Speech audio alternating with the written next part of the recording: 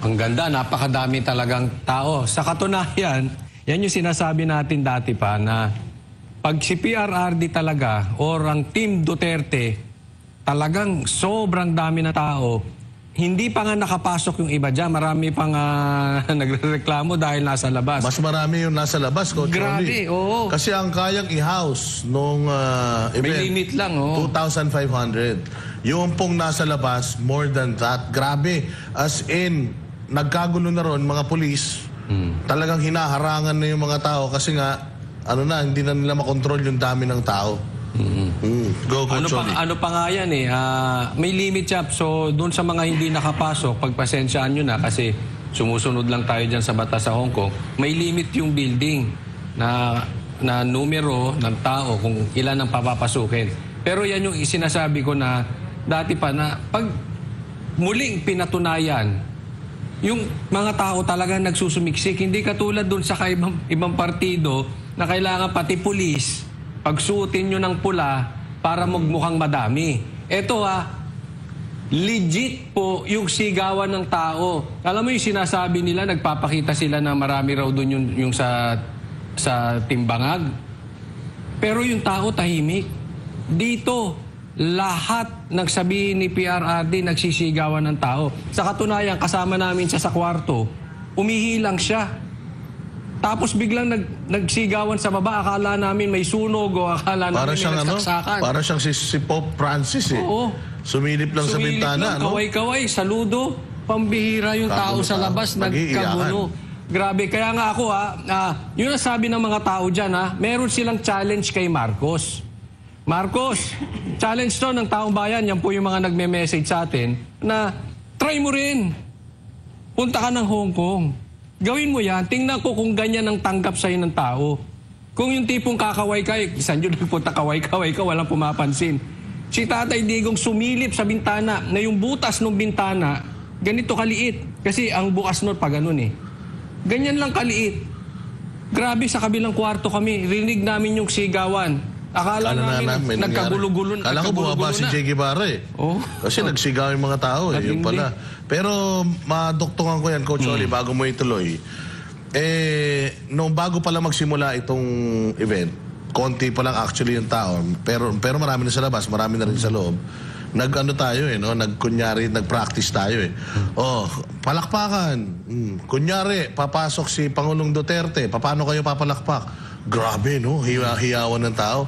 Kunyari, papasok si VP Sara. Paano kayo pumalakpak? Grabe, sobrang tindi ng palakpak ng tao. I mean, wala pa yung mga tao, pinapalakpakan na.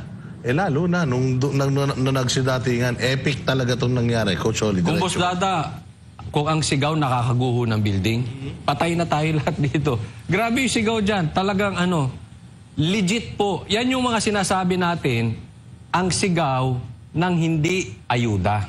Yan po yung sigaw na lehitimo, sigaw na organic. Yung talagang, alam mo, Boss Dada, ito nakikita ko talaga dyan eh. Ang hindi po natin, hindi ko po minamaliit yung mga Pilipino dito sa Pilipinas. Pero yung hindi natin maloloko ang OFW. Kasi sila nakikita nila yung asenso ng bansa kung nasaan sila at nakikita din nila yung nangyayari sa bansang Pilipinas. Hindi na maloloko ito ng Team Marcos. Kasi kita nila yung difference, walang nangyayari sa bansa natin.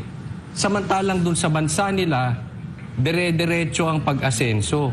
Kaya itong sigawan ng tao, yung palakpak, yung tawa, yung sigawan ng mga tao, yan po ay sa katunayan, yan po ay iyak. Yung iyak nila na kailan ba matatapos itong problema natin sa Pilipinas? At alam nila na ito si PRRD ay parang si Superman. At siya ang hero na pwedeng i-180 degrees yung pangyayari sa Pilipinas. Yun yung talaga nakikita ko yung pagpasok pa lang, alam mo, nakakatakot, parang magigiba yung yung sigaw ng tao tapos lahat gustong pumunta sa harap. Coach Oli, walang kayabang-yabang. Ang sabi niya dito, nung nagpapalakpakan yung mga tao kasi nagbow siya eh. Doon talaga ako medyo naging emotional nung nagbow siya. Yung alam mo yun, nagpapasalamat siya sa tao. Pag hawak niya nung mic, matagal pa siya nagsalita eh. Sinimulan niya yung kanyang speech doon sa hindi ko alam kung bakit niyo ako gusto. Hindi ko alam kung bakit niyo ginagawa to. Yun lang niya, hindi ko alam kung bakit niyo ako gusto at kung bakit niyo ginagawa ito. Tapos yun, very light na lang. Walang paninira sa sa ibang kandidato, walang paninira sa nakaraang administrasyon. Purely pasasalamat, tsaka yung na-miss talaga ng taong bayan na kwento. Yung mga kwento ni PRRD na alam mo ngayon, sineseryoso ng kabilang kampo ng media, pero sa atin, parang alam mo yun, yun ang maganda, pinagbuklod-buklod talaga ni PRD lahat ng tao. At kilala siya ng karamihan talaga ng mga Pilipino. Walang lumabas na mga masasakit na salita rito. Lahat, puros pasasalamat lang sa isa't isa. Napaka-humble na presidente, napakadami nagawa sa Pilipinas, pero wala siyang ina-acknowledge sa lahat ng yun na sinasabi niyang akin to. Kung makikita mo, lahat ibinabalik niya sa tao. At talagang hanggang ngayon, hindi niya pa rin naiintindihan bakit siya pinapupurihan ng ganon. Ginawa lang naman niya yung trabaho niya. Isa lang po yan na dahilan na dapat na ginagawa ng mga susunod pang administrasyon. Pabayaan po ninyo na yung tao mahalin kayo dahil sa magandang mga nagawa ninyo. Hindi nyo dapat binibili ang taong bayan, Coach Oli. Pero may mali ka doon, Boss Dada. Actually, madami siyang siniraan.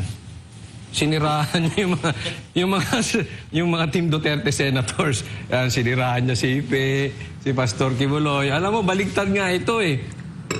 Binabanatan niya yung mga Team Duterte senators. Pero habang binabanatan niya, lalong umaangat ang popularity nitong mga to. Baligtad.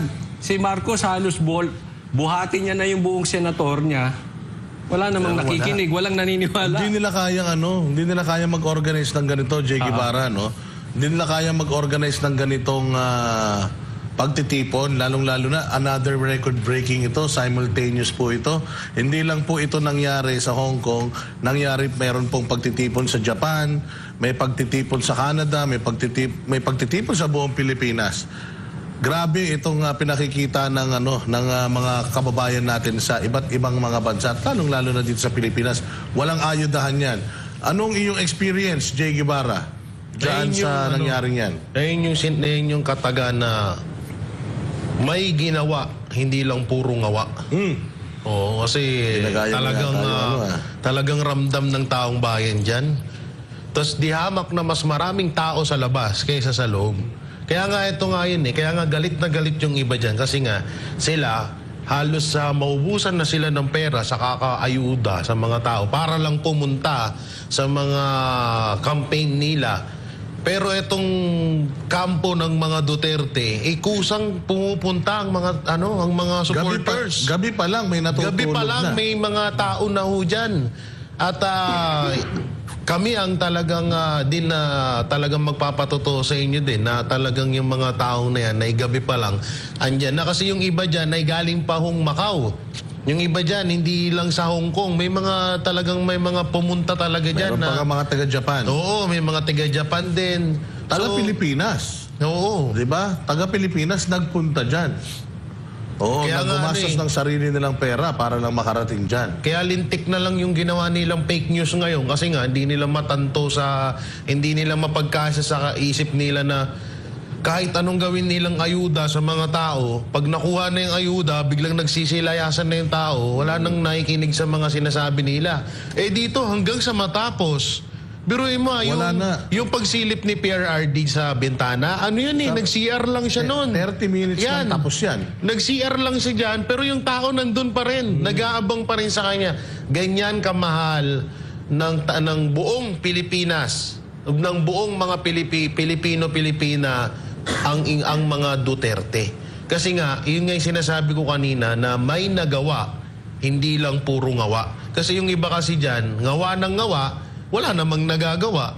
Hindi katulad nito mga Duterte na may nagawa na, may gagawin pa, at mas dodoblehin pa yung maaaring magawa dito sa Pilipinas. Kaya yung mga nagpapaano dyan, sa totoo nga may video ako dyan na binidyoan ko yung nasa labas ng mga tao para makita, kasi sabi ko na nga ba, hindi ako nagkamali na may mga fake news na naman na lalagana. Por ayan, no, yung video na yan, ako po nagbibideo niyan.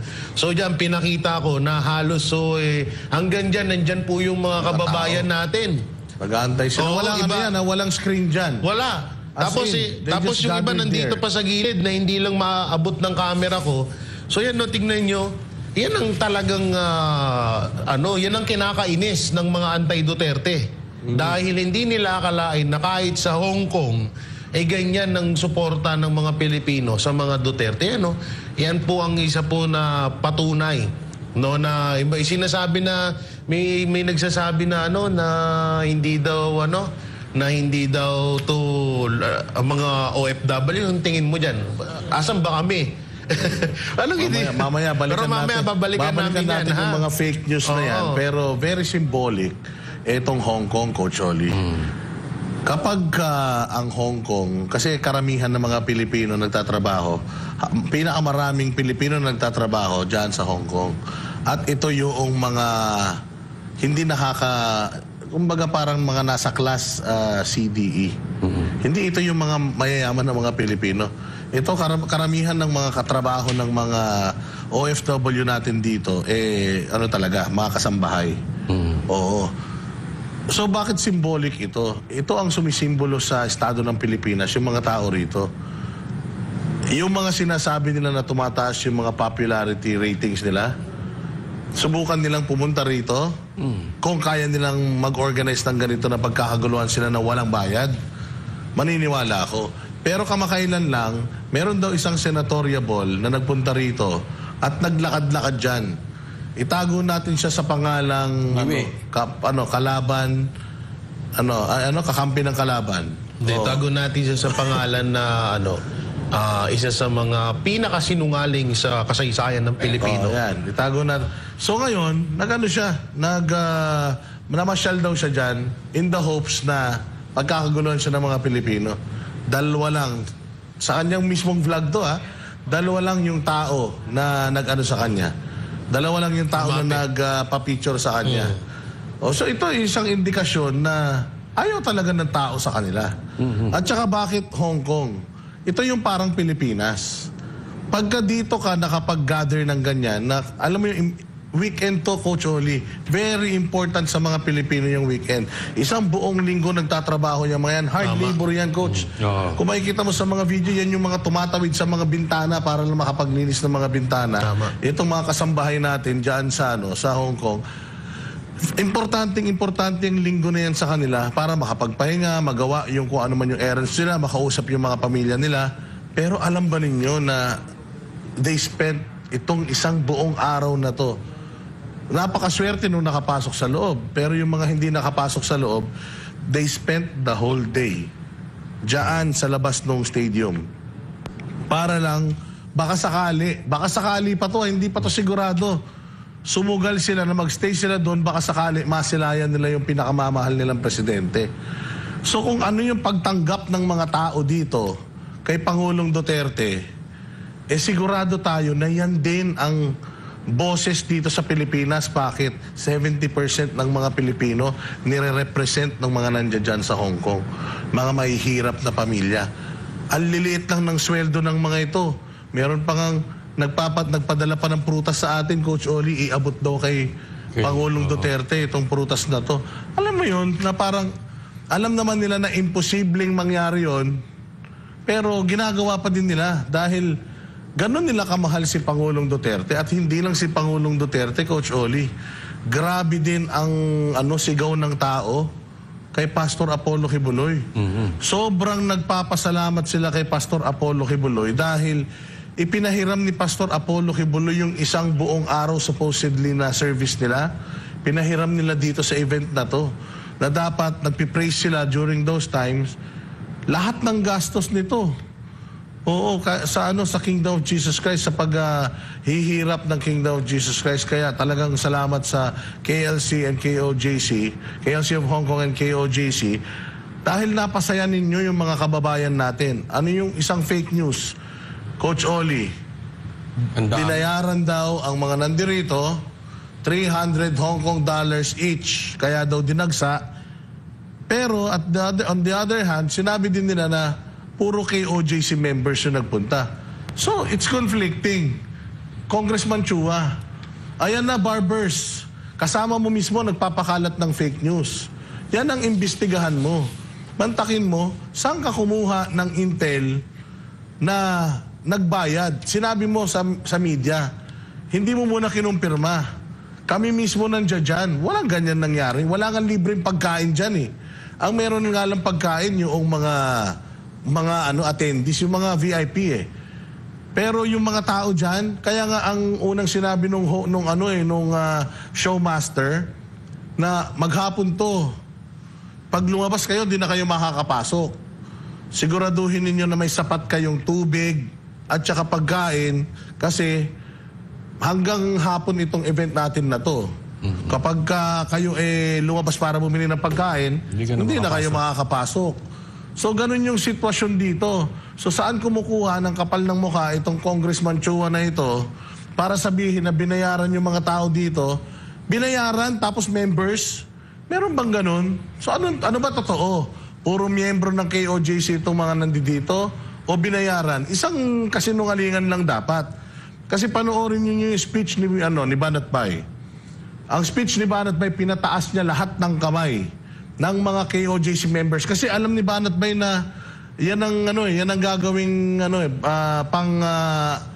tawag dito, paninira ng kabilang kampo eh. Propaganda. Pinataas ni Banat Bay lahat ng kamay ng mga taga KOJC. Nagsakripisyo yung mga taga KOJC na hindi sila magpunta dito para talagang magpunta yung organic na mga OFW. Tumaas ang kamay lahat ng OFW. Halos lahat. Sinong taga Luzon, sinong taga Visayas, sinong taga Mindanao, lahat nandiyan dyan. All walks of life nandiyan dyan. Tapos sasabihin ninyo na ganun kababaw ang tingin nyo, ganun kababa ang tingin nyo sa mga OFW, kayong mga kongresista na supposedly nire-represent ninyo itong mga OFW, pero sinasabi nyo na mga bayaran sila, 300 Hong Kong dollars. How dare you? Nagtatrabaho itong mga tao dito ng marangal, nagpapakita sila ng kanilang saloobin ng marangal, tapos sisirain nyo yung reputasyon nila. Diba, Coach Oli? Dagdagan mo yan bago natin ipasok itong ating balita. Ako yung sinasabi nila na mga bayaran to ng, binayaran to ng 300 Hong Kong dollars, ako sa tingin ko lang, baka yung iba dito, Coach, mas malaki pa sa $300 yung ginastos dahil yung iba dyan nag-hotel pa. Hindi, posible pa nga. Pwede pa nga yan. Kung sakali lang gustong pagkakitaan to ng KOJC, pwede pa. Baligtad. Yung mga tao yan, handang magbayad dyan ng 300, makapasok lang. Sigurado ako. Pero walang nangyaring ganon. Ang ibig ko lang sabihin, hindi mo kailangan insultuhin yan ang Congressman Chua na ang mga taga Hong Kong ay dahil sa 300, sasayangin ang buong araw. Hindi po ganyan. Sana wag pong insultuhan na ganyan. Sa katunayan, handa pa yan magbayad hanggang siguro 1,000. Makapasok lang dyan. Talagang grabe. Grabe po ang, alam mo, dapat andyan kayo para, kasi iba yung kwento, iba yung na-experience nyo yung sigaw ng taong bayan. Nung pumunta nga ako doon sa kwarto, meron akong nakitang ando doon yung isang tumatakbong senador ng PDP. Nilapitan ko agad at kinongratulate ko, sabi ko. Coach Oli, 8-hour sure event na to. yan. Coach Oli, 8-hour event to. Nag-aantay sila. Hindi, katunayan ngayon, tapos na eh.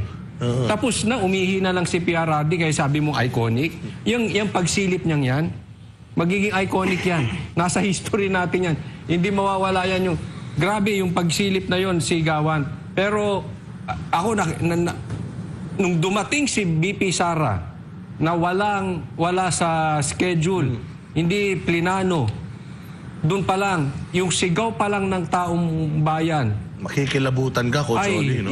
Iba talaga. Totoo yan. Actually, medyo medyo mangiyak-ngiyak ka pa nga dahil nakikita ko yung iyak ng Pilipino dahil hirap na sila eh. At nakikita nila ang Duterte ang talagang hero. Sila na lang ang makakabago ng sitwasyon natin. Ito, malabo ng, Boss Dada, Jay Guevara, sa tingin ko malabo ng matalo ang mga PDP senators. Straight na to. Panalo to, sure win to sa tanggap ng tao. Hindi lang naman kasi Hong Kong yan eh. They represent The whole, lalo na yung mga OFW. Iba ito.